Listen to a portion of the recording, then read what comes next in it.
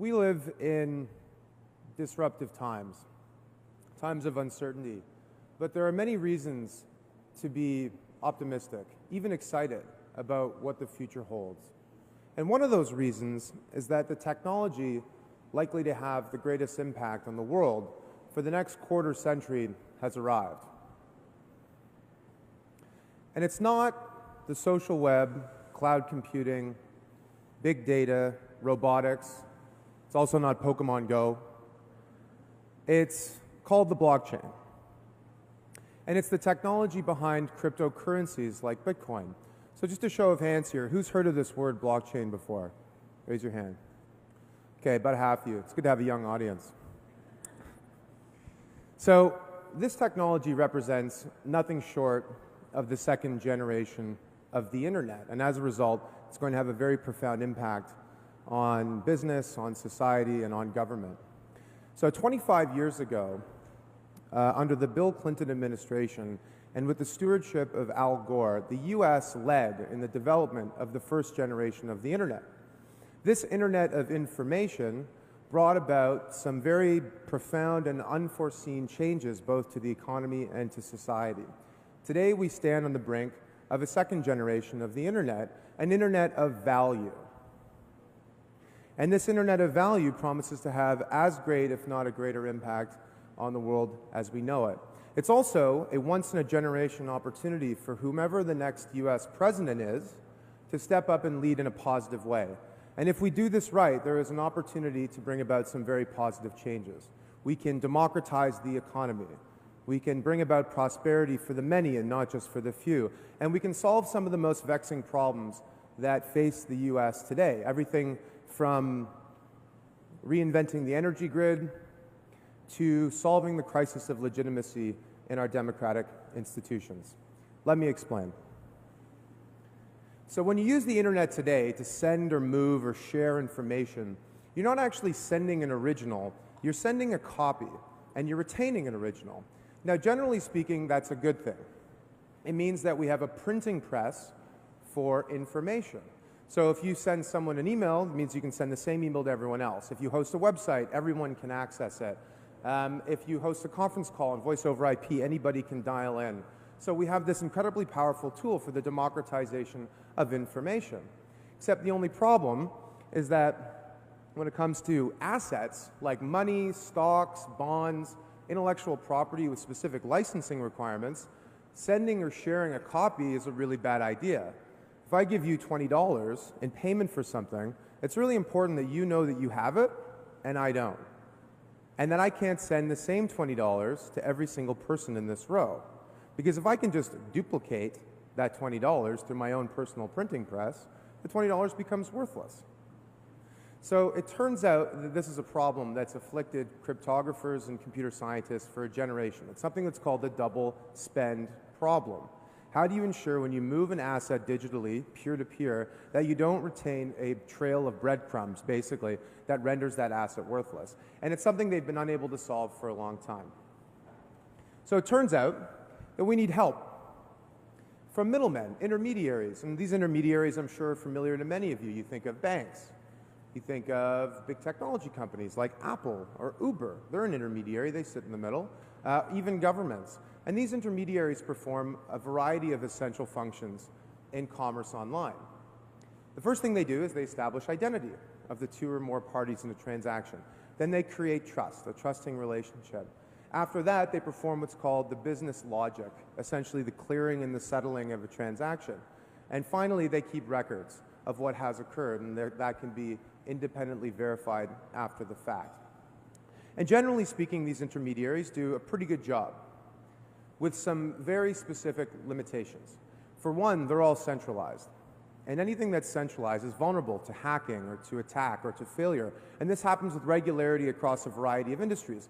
Twitter, LinkedIn, JP Morgan, the State Department, the Democratic National Committee are all centralized intermediaries that have been hacked at some point. They tax the system. In the case of sending money overseas, it can cost upwards of 10% just to move money across border. which doesn't really make sense when you think about it. No one ever says the words cross-border email, but they say cross-border payments. It's just information that's moving across borders, and yet it costs people 10% or more. They exclude billions of people from the economy. There are 2.5 billion people in the world who don't have access to basic financial services. And one of the reasons for that is that they don't have an identity. They don't have a way to prove who they are. No birth certificate, no driver's license, no passport, etc. They capture our data, which not only prevents us from using it to organize our own affairs, but could also potentially undermine our privacy, especially when that data gets hacked. So you could argue in sum that intermediaries capture an asymmetric amount of value from the first generation of the digital age, just as they did, and perhaps even more so than in the pre-digital era. Next slide. So what if there was a vast new global network that was open to anyone and ran on every computer in the world, where not just information like PDFs and emails and websites and voice over IP and other forms of information, but literally anything of value, money, stocks, bonds, titles, deeds, IP, identity, even votes in an election, could be moved and stored and managed securely and privately, and where trust was established, not by an intermediary, but through collaboration, cryptography, and clever code. Well, in 2008, the global financial system was on the brink of collapse, probably right around the same time that many of the people here were either going to university or directly entering into the workforce. And somewhat propitiously, an anonymous person or group of persons under the name Satoshi Nakamoto outlined a new protocol. It's called the Bitcoin protocol, as a way to move money peer-to-peer across the internet without the need for a bank or a credit card company. And he launched this thing in 2008, this anonymous person or group of persons. By 2010, it was a functioning payment network, and today it's worth over $10.5 billion. It also has set off a spark that's traveled like wildfire to virtually every single industry in the world, from the world of computing to financial services to media to the arts to government. And it has created a lot of excitement.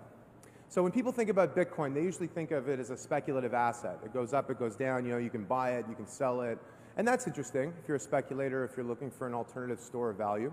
More interestingly, though, it's a cryptocurrency, which is to say a currency not issued or controlled by a government or by an intergovernmental organization like the European Union. And that's very interesting if you're one of the millions of people who sends money home overseas in the form of remittances and gets charged 10%. Now you can do that at 1% or less. It's interesting if you're in a place like Venezuela, which is going through a slow motion, complete collapse of the government, where the local currency is all but worthless and strict capital controls prevent you from moving money in and out of the system. There's a really useful example of why you might want a cryptocurrency not controlled by a government. But most interestingly is it's underpinned by this technology called blockchain. So for the first time in human history, two or more parties need not know nor trust each other to transact or do business or build value or start a company online together. They don't need Visa, they don't need a bank, they don't need an intermediary, they don't necessarily even need something like AWS, Amazon Web Services, to host their servers in the cloud, because they can do it peer-to-peer in a distributed manner. What's different about this technology is that rather than an intermediary establishing trust, trust is native to this technology, which is why we call blockchain the trust protocol. Next slide. So it all starts, next, click. We're going to go through a few stages here. So it all starts with a distributed ledger, basically a record of what has occurred, transactions that have gone on the blockchain and are currently going on the blockchain. It runs on any computer who's willing to host it. Next one. Transactions are constantly happening on this network, and they're validated by a community of participants. In the case of the Bitcoin blockchain, they're called miners, like pickaxe miners, not like little miners, who commit large computing resources to achieving consensus on what is true, whether or not a transaction occurred, whether or not the $20 I just sent you actually went to the person who ought to have received it, whether or not the vote in the election that I just made was recorded for the party and now I can't vote again, or the transaction in a piece of property occurred and the title moved from party A to party B. Once those transactions are validated, they are captured into this thing called a block. Each block is connected to the previous block, which is connected to the previous block, to the previous blocks, all the way back to the beginning of the blockchain. And importantly, all of the information in one block must reference the information in the prior block, which must reference the information in the prior block. What that means, simply put, is that if you wanted to rewrite a transaction, if you wanted to hack this system by sending the same $20 twice, you wouldn't just have to go back and move a number in a spreadsheet. You would have to go back and rewrite the entire history of commerce on this blockchain. And you wouldn't just be hacking one computer system like the system of a bank or a credit card network. You'd have to hack millions of computers around the world. And you wouldn't have all day to do this. You'd have to complete this task in about 5 to 10 minutes.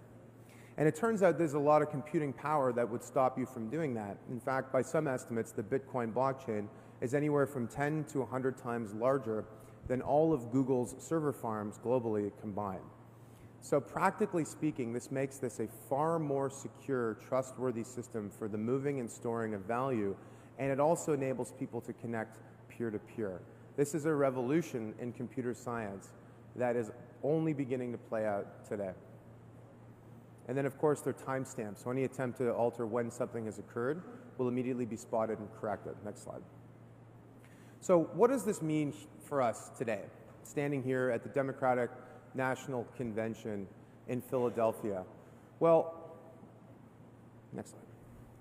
It turns out that Hillary Clinton, the now official nominee of the Democratic Party, has actually been far-sighted and clear-thinking in understanding the importance of technology, not just as an engine for value creation to help the stock market go up, but as a way to create prosperity in society and in the economy, and as a way to improve the lives of everyday people.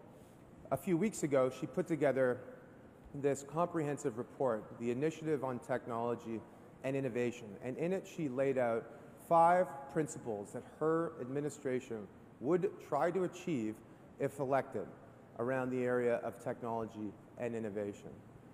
By the way, Donald Trump doesn't have this. His understanding of technology begins and ends at his Twitter account. So there are 5 key things here. The first one is making government work better, smarter, faster, more efficient.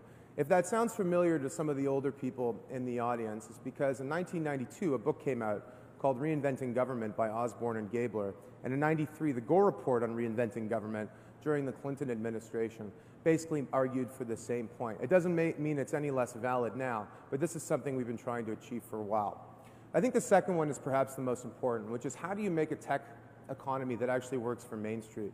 How do you ensure that the benefits that are generated from technology are not captured asymmetrically by a few, but rather are shared more broadly amongst people within the economy and within society?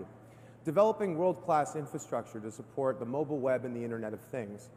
Creating innovation and supporting innovation while also protecting individual privacy. I think that's very important. And of course, advancing America's global leadership. Next slide. So Hillary Clinton made history in this report by saying, under the rubric of smarter and better government, that the US government should support the development of what's called public service blockchain applications. What does that mean exactly? Well, for one, blockchain, because it's a way to move and store and manage financial assets and sensitive information, could be used to make the delivery of essential government services like Social Security and healthcare easier, more efficient, and more secure.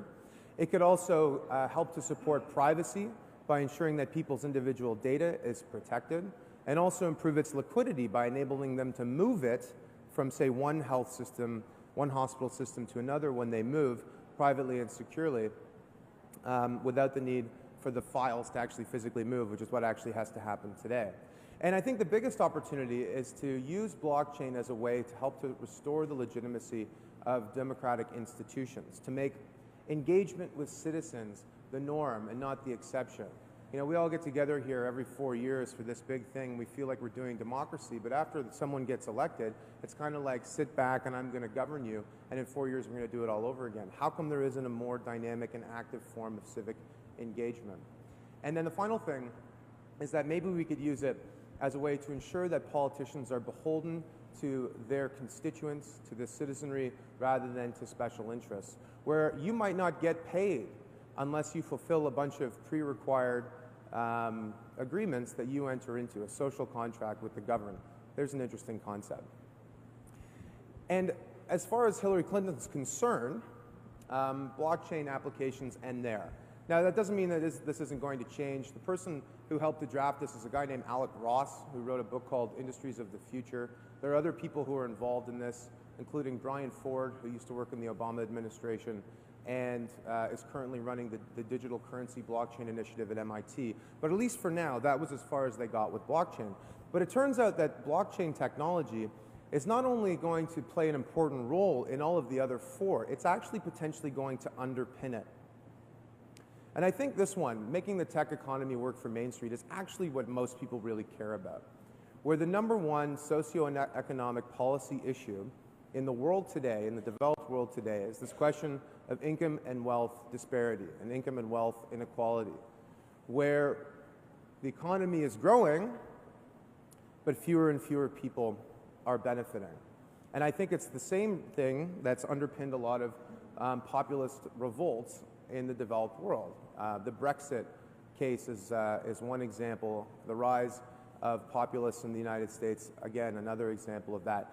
Now, as long as this has been an issue, and this is not a new and novel problem, there's always been wealth and income inequality, the solution has always been to redistribute wealth, to tax the wealthy, to give money to the poor. And to be clear, that's an important part of the social contract and the social fabric, and we might actually have to do more of that. But could we, in addition to just redistributing wealth, could we pre-distribute wealth? Could we democratize the conditions by which wealth is created in the first place to give everyone a more equal footing? I think so, and I think there's an important role for blockchain to play. Inclusion and economic rights are the foundation of prosperity and of economic mobility. In this report that Hillary Clinton put out, she pointed out this thing called the digital divide. So I'm sure many of you are familiar with this concept, that there are digital haves and digital have-nots, where there are people who are connected and those who are not. She wants to make sure 100% of people are connected by 2020. A laudable and important goal, and it's one that I hope she is able to achieve if elected. But there's another interesting problem, which is that a huge component of the US population is unbanked. They have no access to financial services of any kind. You might want to know how many people that is. According to the OECD, it's 45 million American adults have no relationship to any kind of financial institution. So they get paid in cash, or they get a check, they go to a money mart where they deposit the check, they get scraped on a huge fee. A lot of these people are immigrants living in the United States who send money home to their families who are living in their ancestral lands. You know, in the Philippines, 13% of the GDP is remittances. In Haiti, it's 25%. It's money that's repatriated from places like the United States and Canada, where I'm from, UK and Europe, to places in the global south and in Asia. The average fees for remittances are 10%. So you're talking about the poorest people in the United States who have no access to a way to store money, really, other than in the mattress, no way to move money other than to use these services, which charge them exorbitant fees, and no way to invest because you need a portal, an access point to the financial services system to do that. Blockchain technology can solve this problem. Who's heard of a thing called M-Pesa? A couple of you here. So this is a situation that was in Kenya, and it's got some applications in places like the United States. In Kenya, they noticed that nobody had a bank account, but everyone had a mobile flip phone. So the local telecom provider said, why don't we offer banking through SMS messaging? We'll give people a way to make payments and to store money, and we'll see how it goes. Well, that system today now accounts for 43% of all the GDP of Kenya goes through Safaricom's system. It's a victim of its own success. You've heard the term too big to fail. 43% of the GDP of a country going through one company is too big to fail. So what if you could create a global M-Pesa that where anybody who had access to a cell phone, and most people in the United States have a cell phone, 75% of them have a smartphone, could use that as a way to access the basics of banking.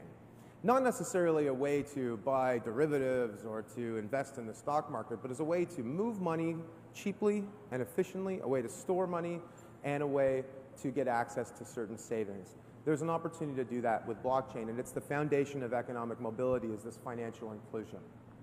The second issue is entrepreneurship. A lot of our work on the corporation comes from the work of an economist named Ronald Coase. And Ronald Coase asked a deceptively simple question. He said, why do we have corporations? If the best way to allocate resources in an economy is in the open market, a la Adam Smith, how come people aren't all independent contractors bidding with each other? And he pointed to one thing. He said transaction costs. So long as it's cheaper to do something inside the boundaries of the firm than outside, firms will continue to grow. And they will also erect barriers that makes it harder for entrepreneurs to challenge them. Technology has been dragging the cost of doing transactions down, and blockchain promises to drop them precipitously, where the cost of contracting, the cost of search, the cost of communication, the cost of collaboration, and the cost of establishing trust can be done far more easily and far more cheaply. What that means in practice is that smaller firms can have all the same capabilities as big firms without the liabilities, deadening bureaucracy, culture, an installed base of technology. That should make it easier for anyone with an idea to start a business and to move up in the world. And the final thing on this point is the sharing economy. You know, companies like Airbnb and Uber are considered part of the so-called sharing economy, but they actually have nothing to do with sharing. Nothing. They're service aggregators. They're successful because they don't share.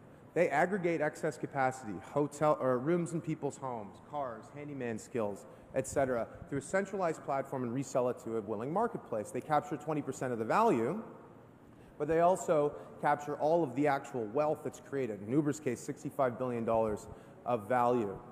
Could you use blockchain to create a distributed Uber or distributed Airbnb? In our book, Blockchain Revolution, we hypothesize what this might look like.